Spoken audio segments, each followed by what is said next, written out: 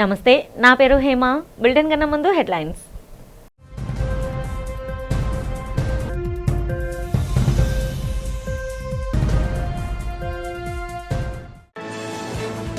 అనకాపల్లి జిల్లాలో హోంమంత్రి వంగల్పూడి అనిత ఆధ్వర్యంలో పండుగ వాతావరణంలో జరిగిన రాఖీ పౌర్ణమి వేడుకలు. విధి నిర్వహణలో ఉన్న పోలీసులకు రాఖీలు కట్టి తోబుట్టువుగా స్వీట్స్ తినిపించిన హోంమంత్రి.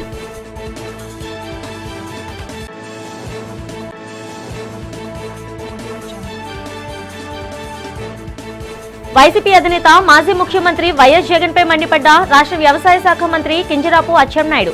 రాష్ట్రానికి జగన్ ప్రమాదకర వ్యక్తిగా మారారని విమర్శ.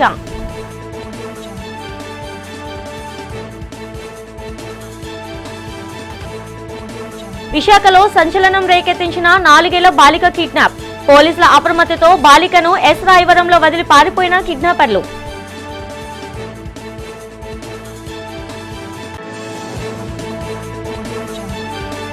విశాఖ డైమండ్ పార్క్ ప్రాంతంలో అట్టహాసంగా ప్రారంభమైన సత్య ఏజెన్సీస్ 68వ నూతన షోరూమ్ ను ప్రారంభించిన సంస్థ సీఈఓ దినదయాళన్ ఎండి జెన్సెన్. రాఖీ పౌర్ణమి వేడుకల సందర్భంగా అనకాపల్లి జిల్లా నక్కపల్లిలో పండుగ వాతావరణం నెలకొంది. ఈ శుభ సందర్భంగా విధుల్లో ఉన్న పోలీసుల అధికారులకు, సిబ్బందికి రాష్ట్ర హోంమంత్రి వంగల్పూడి అనిత స్వయంగా రాఖీలు కట్టి స్వీట్లు తినిపించి హృదయపూర్వక రాఖీ పౌర్ణమి శుభాకాంక్షలు తెలిపారు. పండుగ రోజున తమ కుటుంబ సభ్యులకు, తోబుట్టువులకు దూరంగా ఉంటూ ప్రజారక్షణ ధ్యేయంగా నిరంతరం విధుల్లో లీనమయ్యే పోలీసుల పట్ల ఆమె ప్రత్యేక అభిమానాన్ని చాటుకున్నారు. సొంత సోదరిమణులు రాఖీలు కట్టే అవకాశం లేక విధుల్లో ఉన్న పోలీసులను తన సొంత సోదరులుగా భావించి వారికి తాను ఉన్నానంటూ ఆత్మీయంగా రాఖీలు కట్టి వారితో కాసేపు ముచ్చటించారు. ఈ సందర్భంగా హోంమంత్రి అనిత మాట్లాడుతూ, రాష్ట్రంలో ఉన్న ప్రతి అక్క చెల్లెమ్మ ఆనందంగా, సురక్షితంగా ఉండాలన్నదే తమ ప్రభుత్వ ముఖ్య ఉద్దేశమని ఆకాంక్షించారు. ప్రజాసేవలో నిరంతరం శ్రమిస్తున్న ప్రతి పోలీసు కుటుంబంలోనూ సుఖ సంతోషాలు, ఆయురారోగ్యాలు వెల్లవిరియాలని ఈ పవిత్ర పర్వదినాన కోరుకుంటున్నట్లు ఆమె తెలిపారు.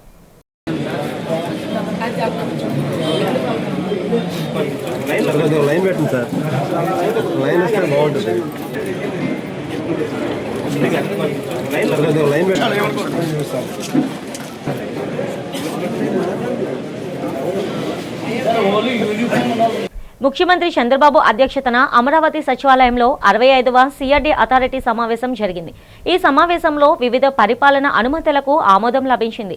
596 కోట్లతో లైబ్రరీ, కన్వెన్షన్ సెంటర్ నిర్మాణం, 1430 కోట్లతో క్రిటికల్ ఇన్ఫ్రాస్ట్రక్చర్ ఏర్పాటుకు అనుమతులు ఇచ్చినట్లు పట్టణాభివృద్ధి శాఖ మంత్రి నారాయణ పేర్కొన్నారు. ఈ సందర్భంగా ఆయన మీడియాతో మాట్లాడారు. 29 గ్రామాల లేఅవుట్ రోడ్లను బీటీగా అభివృద్ధి చేసేందుకు ఆమోదం తెలిపారన్నారు. అమరావతి నుంచి మంగళగిరికి తాగునీరు అందించేందుకు అంగీకరించారన్నారు. District cooling system draft master plan కు కూడా గ్రీన్ సిగ్నల్ ఇచ్చారని తెలిపారు. National institute of electronics, IOCL green energy అభివృద్ధికి కూడా అనుమతులు ఇచ్చినట్లు మంత్రి నారాయణ వెల్లడించారు. 2026 జనవరి 6లోపు రుణాలు తీసుకున్న రెండో దశ భూ సమీకరణ రైతులకు కూడా రుణమాఫీ వర్తింపజేసేందుకు సీఎం చంద్రబాబు అంగీకరించినట్లు తెలిపారు. 596 కోట్లతో అప్రూవల్ ఇవ్వడం జరిగింది. అగ్రిమెంట్ వాల్యూ 596 కోట్లతో. అదేవిధంగా క్రిటికల్ ఇన్ఫ్రాస్ట్రక్చర్ ఏదైతే ఉందో, అంటే 29 విలేజ్ల్లో సిటీతో ప్యారలల్గా roads, drains, underground UGD drains, water lines, lights. అంటే ఇన్ని రోజులు విలేజ్ల్లో ఒక్కొక్కరికి పర్ డే 40 లీటర్స్ ఇస్తున్నారు. But city standard 135. So 135 litres ఇవ్వాలంటే ఉండే పైప్ లైన్ యొక్క సైజ్ సరిపోదు. సో వాటర్ పైపులన్నీ మార్చేటట్టుగా ఈ యొక్క సిటీలో మొత్తం యూజిడి ఉంది కాబట్టి 29 గ్రామాల్లో కూడా యూజిడి చేసేటట్టుగా దానికి యాక్చువల్గా అడిషనల్గా మరొక 533 కోట్లు శాంక్షన్ చేయడం జరిగింది. ఇది కొన్ని విలేజ్లకి, మరియు ఏదైతే విలేజ్ల గుండా ట్రంక్ రోడ్స్ పోయినప్పుడు వాళ్ళకి ల్యాండ్ టు ల్యాండ్ ఇచ్చి లేఅవుట్ వేసి ఇస్తున్నాం, ఎన్ఎస్పి. దానికి కలిసి 533 కోట్లతో యాక్చువల్గా ఈరోజు అథారిటీ అప్రూవ్ ఇచ్చింది. సో దీంతో మొత్తం ఆల్రెడీ 904 కోట్లు ఇచ్చింది. ఇదొక 533 కోట్లు, మొత్తం 1437 కోట్లతో 29 గ్రామాలలో 100% మౌలిక వసతులు పూర్తవుతాయి. వైసీపీ అధినేత వైఎస్ జగన్మోహన్ రెడ్డిపై రాష్ట్ర వ్యవసాయ శాఖ మంత్రి కింజరాపు అచ్చెన్నాయుడు తీవ్రస్థాయిలో ధ్వజమెత్తారు. విశాఖలో జరిగిన మీడియా సమావేశంలో జగన్ వ్యవహరిస్తున్న తీరు, చేస్తున్న వ్యాఖ్యలపై మండిపడ్డారు.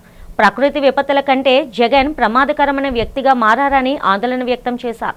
10 రోజులకోసారి బెంగళూరు నుంచి వచ్చి ఏపీలో అబద్ధాలు ప్రచారం చేయడం ఆయనకు అలవాటుగా మారిందని ఎద్దేవా చేశారు. జగన్ మాటలకు ప్రజలు నవ్వుకుంటున్నారని చెప్పారు.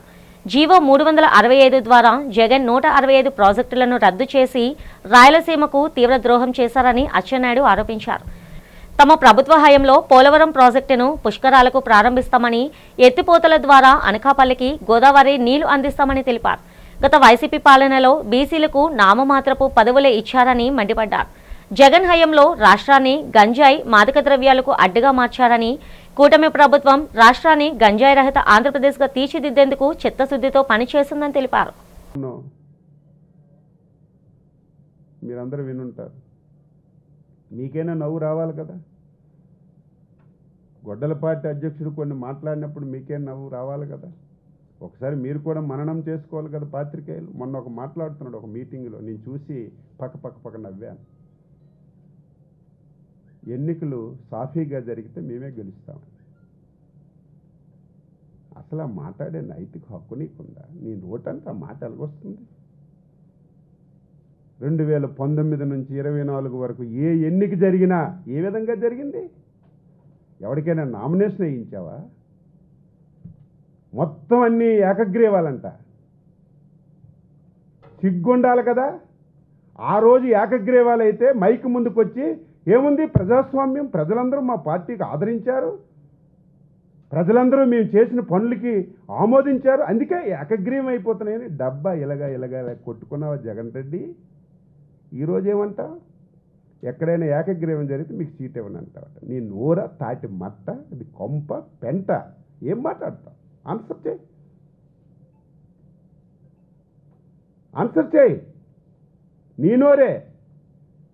మొత్తం ఏకగ్రీవాలు చేసుకొని దొరికినోడికి దొరికినట్టుగా నామినేషన్ లేకుండా కొట్టి పంపించి ఏకగ్రీవం చేసుకొని మీడియా ముందుకు వచ్చి ప్రజలందరూ నా పథకాలకు ఆకర్షులయ్యారు, నా పాలనకు ఆకర్షులయ్యారు, అందుకే ఏకగ్రీవాలు అయిపోయాయి, నాలాంటి మనిషి లేడు, నాలాంటి పాలన లేదని గొప్ప చెప్పినటువంటి నువ్వు రేపు ఎన్నికల్లో ఏకగ్రీవాలు ఎక్కడైనా జరిగితే మీకు సీట్లు ఇవ్వనని మాట్లాడుతుంది. ఏం చెప్పండి, మీరేనా అడగాలి కదా.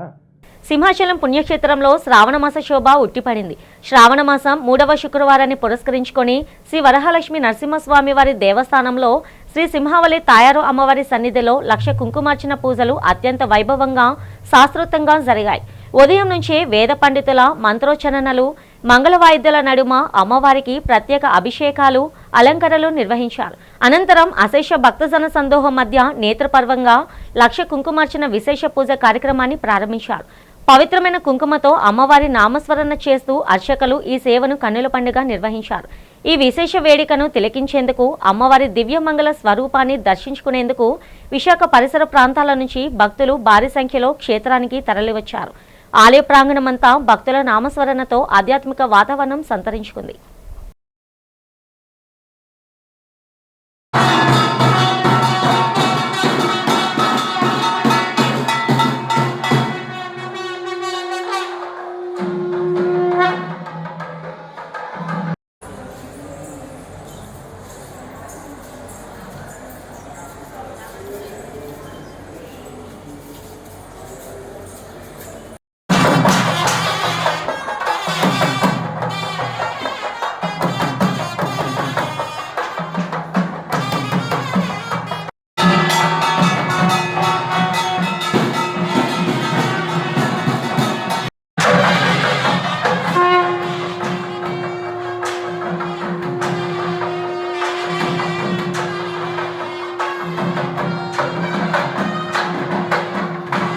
ఆంధ్రప్రదేశ్ గంజాయి స్టేట్గా మారిపోయిందని, పోలీసుల చేతే గంజాయి రవాణా చేయించే దుస్థితికి తెచ్చారని వైఎస్ఆర్సీపీ అధికార ప్రతినిధి నాగమల్లేశ్వరి తీవ్రంగా మండిపడ్డారు.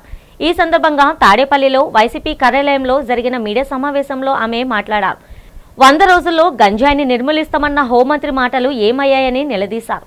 హోంమంత్రి, ముఖ్యమంత్రి చంద్రబాబు సొంత నియోజకవర్గాల్లోనే గంజాయి విచ్చలవిడిగా దొరుకుతుందని, లిక్విడ్ గంజాయి కూడా విక్రయిస్తున్నారని ఆరోపించారు.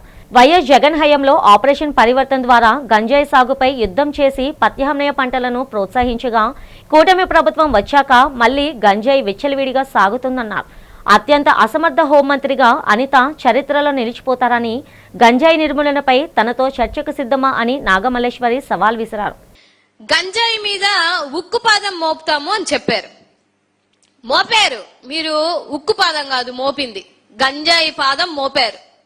అంటే ఇవాళ అడ్డగోలుగా ఎక్కడ చూసినా గంజాయి ఏ విధంగా దొరుకుతుంది, ఏ విధంగా విచ్చలవిడిగా జరుగుతుంది ఈ రాష్ట్రంలో అని అందరికీ తెలిసినటువంటి విషయం. ఎంత దారుణమైనటువంటి పరిస్థితి అంటే పోలీసులు ఉన్నటువంటి వెహికల్లో కూడా గంజాయి దొరుకుతుంది. ఇది హైలైట్ అన్నమాట. ఈ కూటమి ప్రభుత్వంలో ఎవరైతే రక్షించాలో, ఎవరైతే గంజాయి నుంచి గంజాయి రహిత రాష్ట్రంగా మార్చాల్సినటువంటి పోలీసులే ఇవాళ సిగ్గు లేకుండా కార్లలో విచ్చలవిడిగా గంజాయి తీసుకొని వెళ్తూ ఒక పోలీస్ అయితే అంటే మద్యం దాగి, ఇంకొక పోలీస్ అయితే వెనకుండి ఆ కార్ని బై మిస్టేక్ వెళ్ళి ఒక ఆటోని గుద్దడం మూలాన అసలు గంజాయి ఉందా లేదా, అసలు ఏం జరిగింది, అసలు గొడవ ఏంటి, వీడియోలతో సహా బయటకు వచ్చినప్పటికీ కూడా వాళ్ళ మీద యాక్షన్ లేదు. ఎన్నికల్లో ఇచ్చిన హామీ నెరవేర్చే దిశగా తాడిగ్రామ తరలింపు ప్రక్రియను పెందుర్తి ఎమ్మెల్యే పంచకర్ల రమేష్ బాబు వేగవంతం చేశారు. గురువారం పెదముసిడివాడ సమీపంలో తాడిగ్రామం కోసం కేటాయించిన స్థలాన్ని తాడి గ్రామస్తులు, రెవెన్యూ, ఏపీఐఐసి అధికారులతో కలిసి ఆయన పరిశీలించారు. ఈ సందర్భంగా అర్హులైన లబ్ధిదారుల జాబితా ప్రకారమే ఎటువంటి సిఫార్సులకు త్రావివ్వకుండా స్థలాలను కేటాయించాలని అధికారులను ఆదేశించారు. అలాగే గత ప్రభుత్వంలో పట్టాలు అందని పెదముసిడివాడ స్థానికులకు కూడా ఇక్కడే స్థలాలు సిద్ధం చేయాలని స్పష్టం చేశారు. ఈ సందర్భంగా ఆయన మీడియాతో మాట్లాడుతూ ఎన్నో ఏళ్లుగా నలుగుతున్న ఈ సమస్యను పరిష్కరించి తాడిగ్రామ ప్రజలను సురక్షిత ప్రాంతానికి తరలించడమే కూటమి ప్రభుత్వ లక్ష్యమని ఆయన పేర్కొన్నారు. అందరికీ నమస్కారం.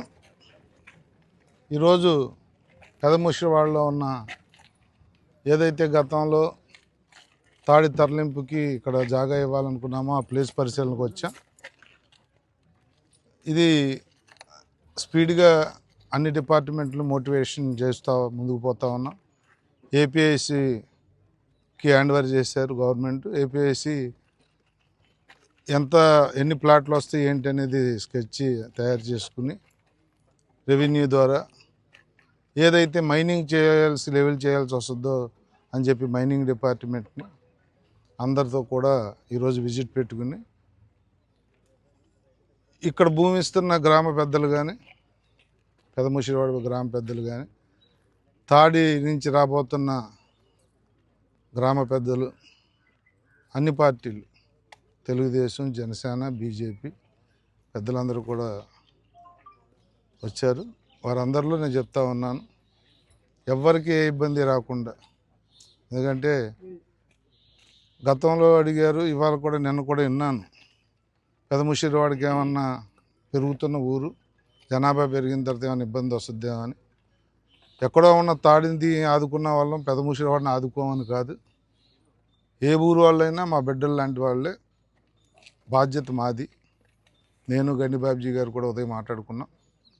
ఎట్టి పరిస్థితుల్లో ఎవరికి అన్యాయం జరగకుండా, తాడి అనేది ఒక బర్నింగ్ ఇష్యూ కాబట్టి గౌరవ ముఖ్యమంత్రి నారా చంద్రబాబు నాయుడు గారు కానీ, గౌరవ ఉప ముఖ్యమంత్రి పవన్ కళ్యాణ్ గారు కానీ అనేక దఫాలు వాళ్ళకు వాగ్దానం చేశారు.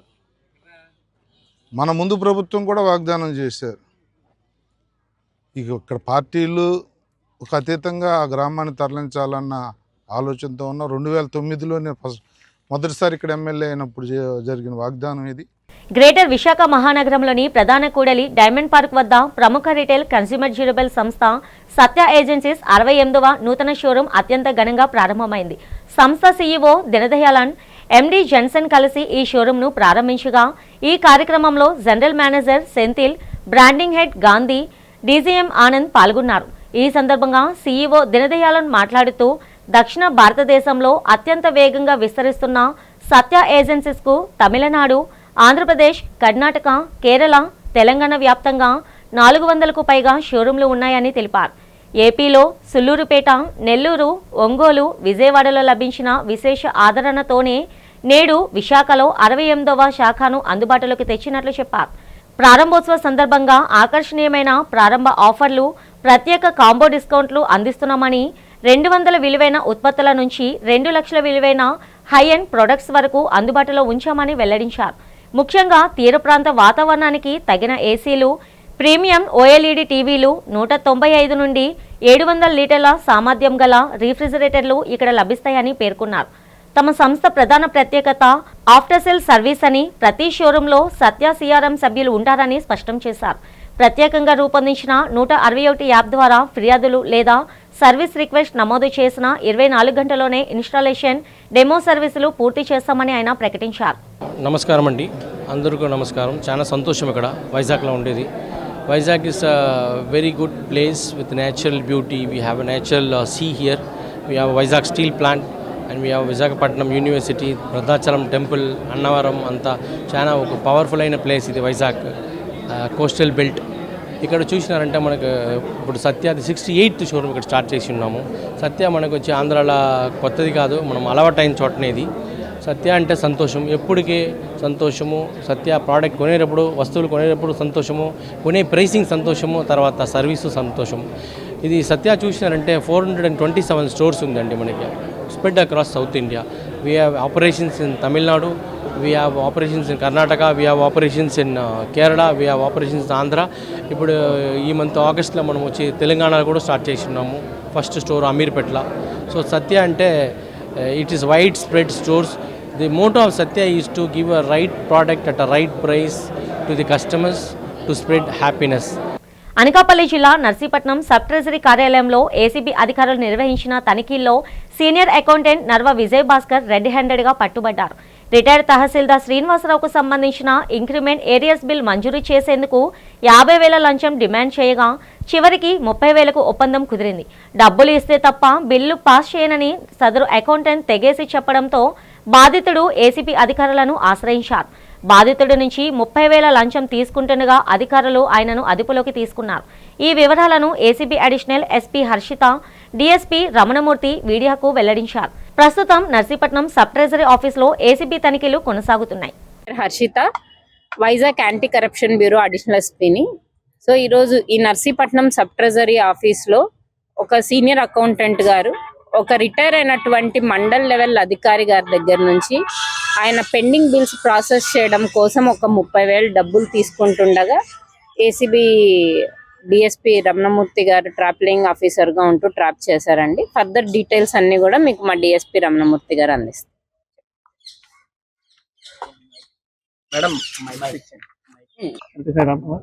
తేదీ 26/8/2026 తేదీన మధ్యాహ్నం ఒక retired government officer, mandal level officer మా వద్దకు వచ్చి రిపోర్ట్ చేయడం జరిగింది.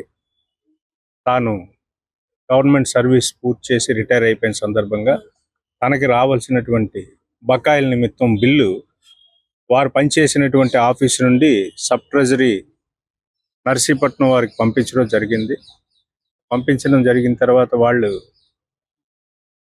బిల్లు మంజూరు చేసిన దానికి, చేయాల్సిన దానికి, అలాగే ఆయనకి రావాల్సినటువంటి ఎర్నడ్ లీవ్ బకాయిలు బిల్లు పెట్టడం కోసం అని చెప్పేసి సుమారు 40,000 రూపాయల లంచం డిమాండ్ చేయడం జరిగింది.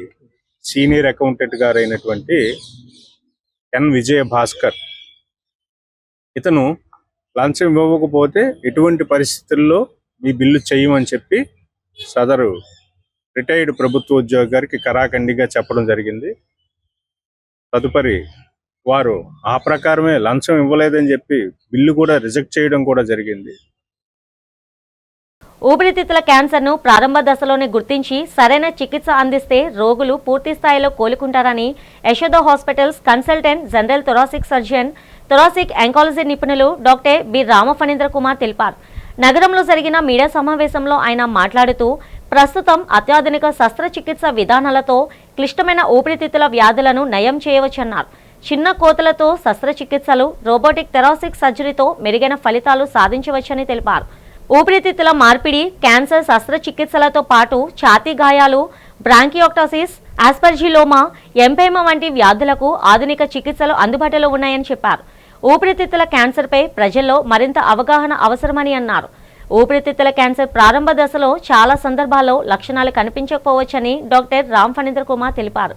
అందువల్ల అధిక ప్రమాదం ఉన్న వ్యక్తులు వైద్యుల సూచన మేరకు తగిన పరీక్షలు చేయించుకోవడం ద్వారా వ్యాధిని ముందుగానే గుర్తించే అవకాశం ఉంటుందన్నారు.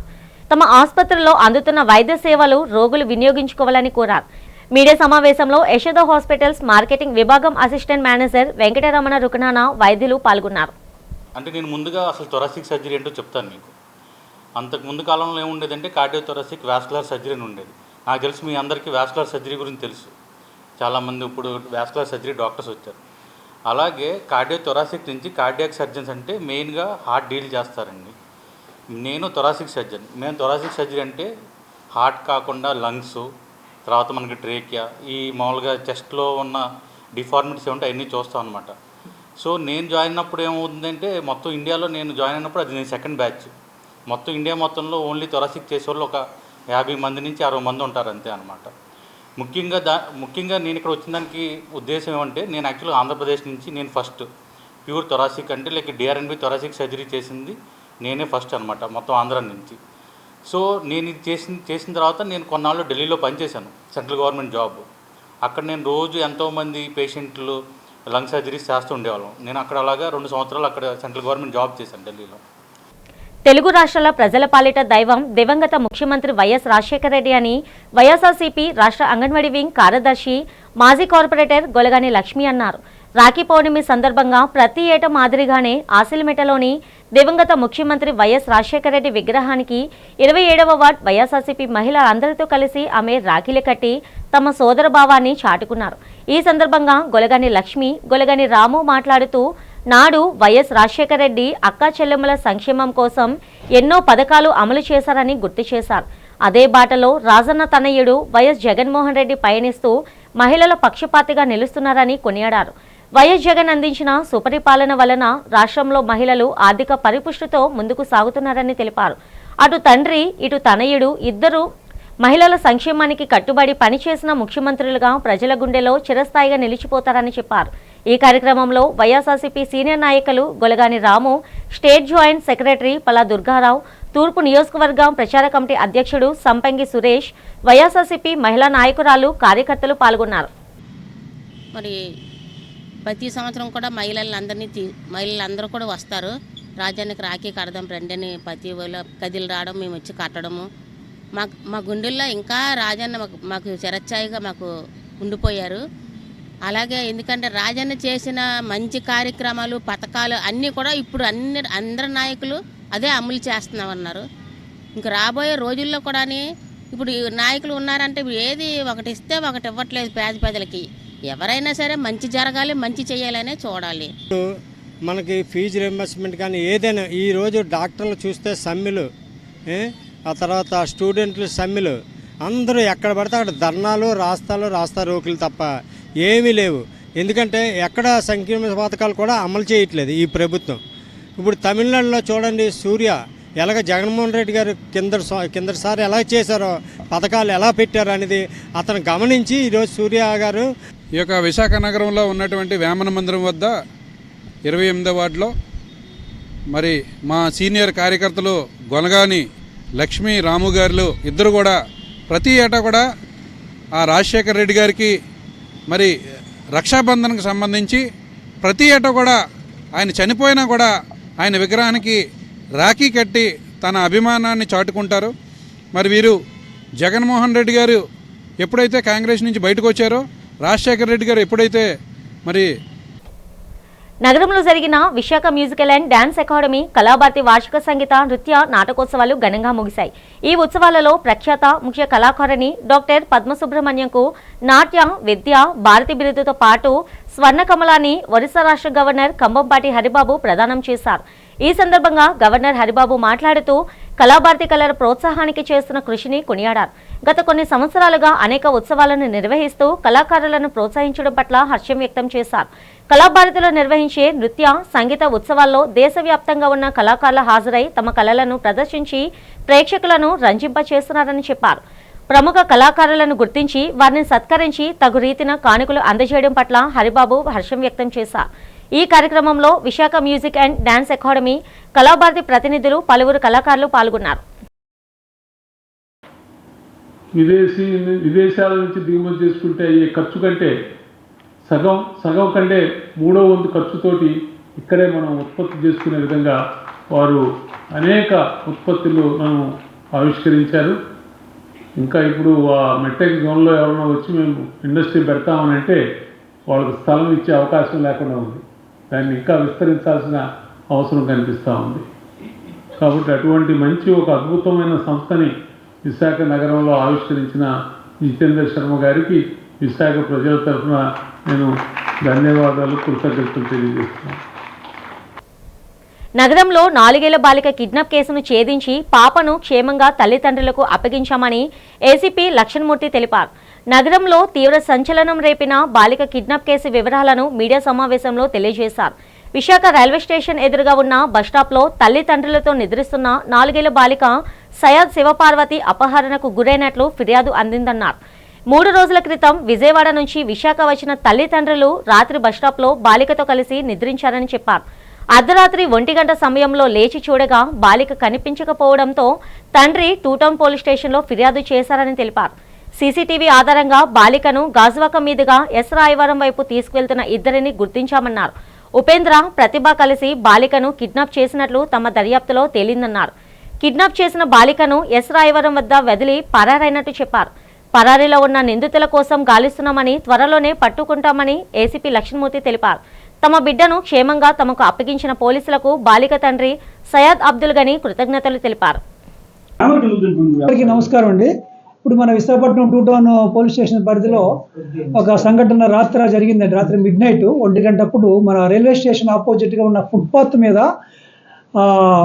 ఈ కడప నుంచి వచ్చినటువంటి ఒక వైఫ్ అండ్ హస్బెండ్ వాళ్ళు ఒక పాపను తీసుకొని వచ్చి అక్కడ యాక్చువల్గా వాళ్ళు 23rd వచ్చారు ఇక్కడికి కడప నుంచి వచ్చి అతను జనరల్గా ఇక్కడ ఈ ట్రాఫిక్ పాయింట్స్ వాటిల్లో ఆర్కే బీచ్ కాంప్లెక్స్ దగ్గర ధూపాలు అంటే సాంబ్రాణి ధూపం వేసుకుంటాడు అనమాట ఆయన. సో అలాగే ఆ విధంగా అతను వచ్చాడు, పని కోసం వచ్చాడు. వాళ్ళు ఇప్పుడు కూడా అక్కడే రైల్వే స్టేషన్ ఫుట్పాత్ మీద పడుకుంటారు. రాత్రి కూడా అలా పడుకున్నారు.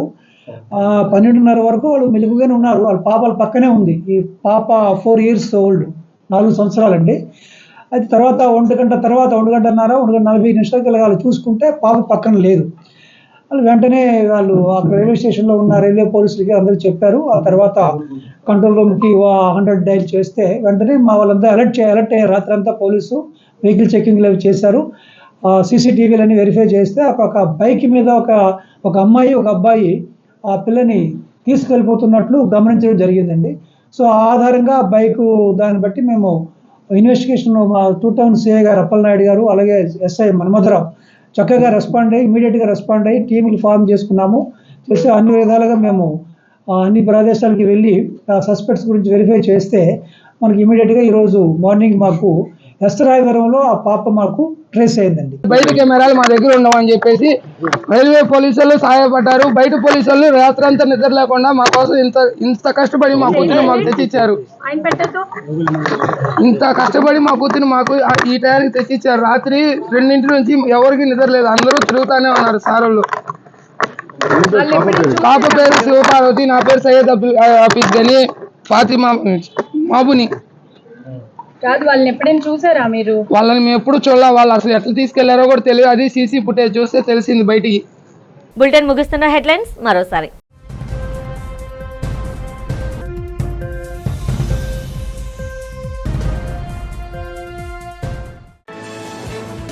అనకాపల్లి జిల్లాలో హోంమంత్రి వంగల్పూడి అనిత ఆధ్వర్యంలో పండుగ వాతావరణంలో జరిగిన రాఖీ పౌర్ణమి వేడుకలు. విధి నిర్వహణలో ఉన్న పోలీసులకు రాఖీలు కట్టి తోబుట్టువుగా స్వీట్స్ తినిపించిన హోంమంత్రి.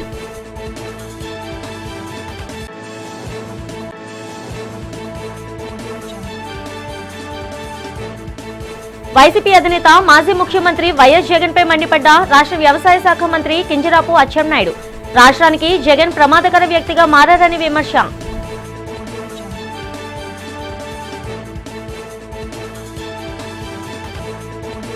విశాఖలో సంచలనం రేకెత్తించిన 4 ఏళ్ల బాలిక కిడ్నాప్. పోలీసుల అప్రమత్తతో బాలికను ఎస్ రాయవరంలో వదిలి పారిపోయిన కిడ్నాపర్లు.